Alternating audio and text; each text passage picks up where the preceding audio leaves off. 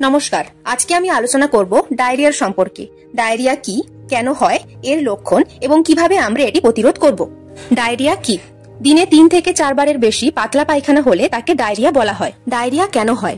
এটি প্রধানত bacterial, viral বা প্যারাসাইটিক কারণে হয়ে থাকে, যেমন ফুড পয়জনিং এর ফলে, অর্থাৎ খাবার বা পানীয়তে বিষাক্ত কিছু থাকলে এটি হতে পারে। আবার অনেক সময় বিভিন্ন ওষুধের পার্শ্ব প্রতিক্রিয়ার ফলেও ডায়রিয়া হয়ে থাকে। ডায়রিয়ার লক্ষণ: ডায়রিয়ার ফলে সাধারণত পেটে ব্যথা, বমি বমি ভাব, জ্বর অথবা ডিহাইড্রেশন হতে পারে। ডায়রিয়া হলে আমরা কি কি করব? প্রথমত, বেশি বেশি করে জল বা জল জাতীয় খাবার খেতে হবে, যেমন ডাবের জল, ফলের রস, ওআরএস ইত্যাদি। ডায়রিয়ার প্রতিরোধ: ডায়রিয়া প্রতিরোধ করতে ফ্রেশ খাবার খেতে হবে, বাসি খাবার খাওয়া যাবে না, ফাস্ট ফুড বা জাঙ্ক ফুড খাওয়া যাবে না। খাওয়ার আগে ও পায়খানার পরে ভালো করে সাবান দিয়ে হাত ধুতে হবে।